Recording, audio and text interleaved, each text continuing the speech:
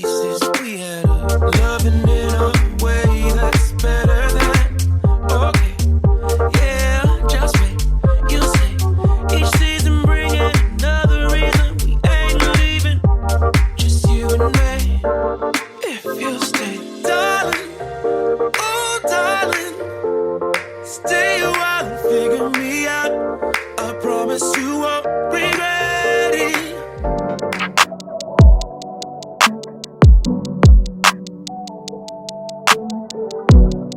If you're planning a trip to Bali or you're thinking about going to Bali, you're going to stay tuned for this video. We're going to discuss things to do, drivers, restaurant recommendations, villa and flight prices, and more.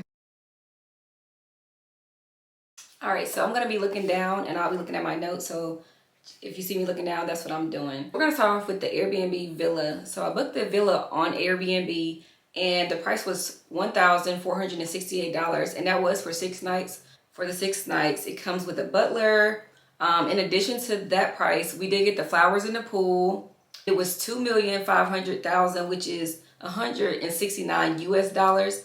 So the 2,500,000 is the rupiah. So when you reach out to the villa, if you decide you want to book with this villa, they're going to give you all the prices in rupiah, which is Indonesia currency. So next up, we did the flowers in the bathtub. That's going to be 400,000 rupiah, which is approximately $27.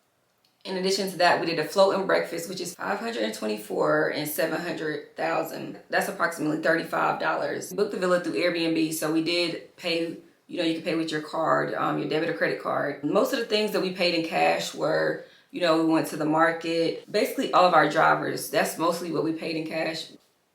Let's get into that next.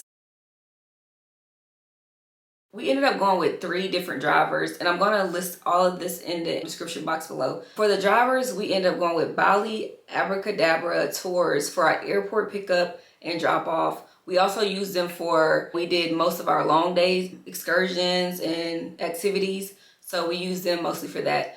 They did charge us $30 for the airport pickup and drop off. For the long day trips, when we did 9-hour trips, it was like $54 a day for 9 hours, which I thought was very reasonable. I'll have their Instagram and their WhatsApp link below. We ended up using 2 other drivers, Ari and Puta. They were all of these drivers were amazing. Okay, I highly recommend. You can actually just go with one and they will be able to take you anywhere basically that you need to go. But like I said, we used Ari and Puta mostly for when we was going to dinner, but we did use them for the waterfalls as well. Also, I want to discuss another thing that I know a lot of people may have concern about. If you're LGBTQ, we had no problems.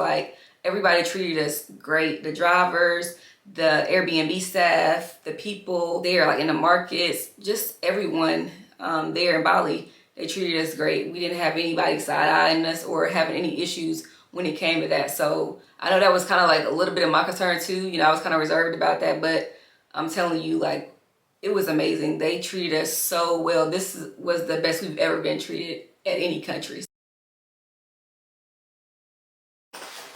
Okay, so next up, let's get into the things to do. I'm gonna go over everything that we did. So as far as the swing, let's get into the details as far as what we paid to get in to Al Haram and etc. So basically, I'm just gonna do everything in US dollars so you guys will know, right off bat. When I say $50,000, you're like, oh, whoa.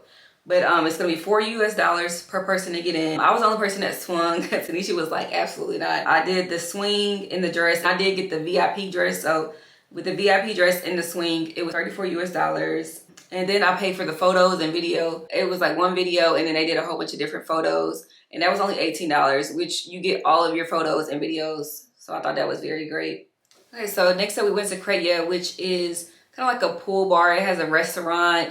You can get drinks. And I know you guys seen it all on Instagram and TikTok. It has multi-level pools, and the views are immaculate. I highly recommend going there. The entry was free to get in, and we got lucky and got a seat by the pool, so we didn't have to pay for a day bed or anything. We was right by the pool area, and we just ordered food. It was not a minimum, but they do have day beds and different sections that you can book, and you just have to spend a certain amount to sit at that day bed or other section. So Highly recommend Korea. Next up, I'm gonna get into the waterfalls. We went to Suwat Waterfall. A lot of people don't know about that waterfall, so it was very easy to access and get in and get out. We were there probably for less than 30 minutes. So we went to the Suwat Waterfall, and that was only $2 per person.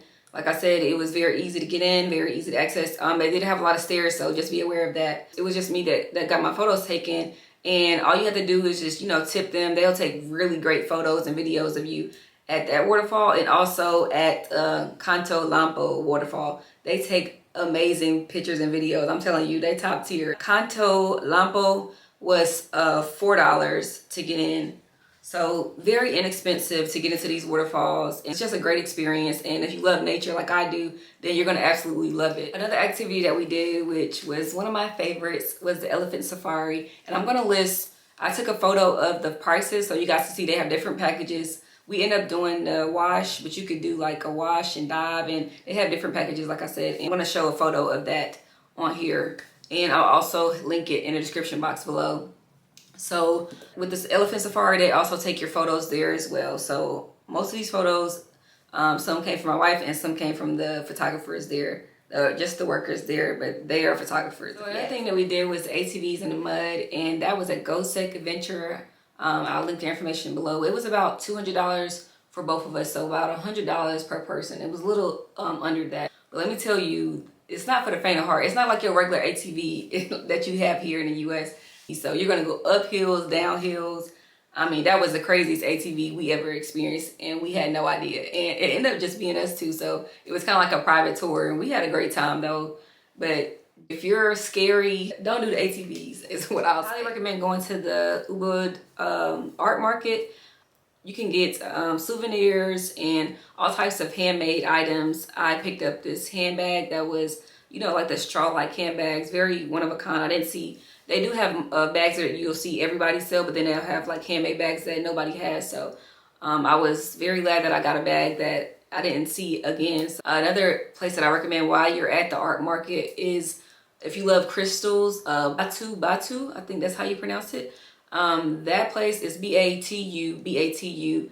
They have some beautiful crystals. I ended up getting a very beautiful crystal for about $50, and that's a little expensive in Bali, but it was definitely worth it. Especially, you know, you would probably pay like triple the price for that crystal here in the US. So highly recommend going to that place. So another thing that we were gonna do, we were either gonna do Gate of Heaven or Melasti Beach. They do have a beach club. It's called Tropical Temptation Beach Club. So we were gonna go to that, but we ended up relaxing that day. So I recommend going there because I've seen great reviews and it looks amazing. So that's another thing to do. All right, so now let's get into the flight details, because I know everybody's like, that's the most expensive thing, and it's going to be the most expensive thing even if you get economy seats or if you get business class. So we end up getting business class, and it was a little pricey, but it was so worth it. So our seats end up being around $11,000. So initially we had the economy seats, which were a lot, $3,000, and then to upgrade it was $8,000. So let me break down the price for the flight, right? Okay, so $3,000 was the economy seats for round trip for 2 people. So it was about $1,500 per person. So we end up adding business class seats, which will end up being an additional $4,000 per person. But that only included business class to get there. So that was one way. That was from Atlanta to Bali. On the way back from Bali, so from Bali to Atlanta on our return flight, we were not able to get the business class seats because they were sold out when we tried to upgrade at the last minute. So the first flight from Bali to Istanbul, we had regular economy seats. I do not recommend, especially for that long flight. It's about 12 hours. I do not recommend. It was terrible. The lady in front of us, she kept leaning her seat back, and literally I can't even use my tray table. I called a flight attendant and she did absolutely nothing. She's like, oh, I can't do anything because she's able to do it. She's able to lean back. I'm like, I have no problem with you leaning back, but you're literally leaning back so far that I can't even use my tray table. So my iPad and my iPhone, everything got knocked on the floor and nothing was done about it. But that's neither here nor there. I do not recommend sitting in economy seats. If you have to, by all means, definitely, because it's already an expensive flight. So by all means, you know, do that. but just be prepared to not use your table. So from Istanbul to Atlanta, we were able to get the premium economy seats, and I highly recommend. Like it was only $150 more per person, so about $300 extra to sit in those premium seats, but you get more leg room, and it was only two, so it was only me and her beside each other, nobody else beside us. So that was amazing. So it's just things, you know, your comfort zone, like how you want to be comfortable. To me, I feel like it was definitely worth the $11,000 for the business class, because you get to lay down, you get to go to sleep, you get your own personal space, you know, so it's definitely an experience. We ate mostly at Mango Ubud. That was the cafe there at our villa. So we ate there mostly for breakfast and sometimes for lunch. We did go to Viceroy, Bali. That's going to be another resort, and they have the best braised beef and potatoes. It was so good. So if you guys want to go find somewhere else to eat, if you do stay at the villa and you want to go somewhere else to eat, or in that area, or you can stay at that resort, Viceroy Resort, I definitely recommend there. And they also have a sister restaurant next door, and it's an amazing bar. It's kind of upscale restaurant where they do 4-course meal, but they have an amazing bar if you want to go over there just for some drinks. So that's everything I have for this video.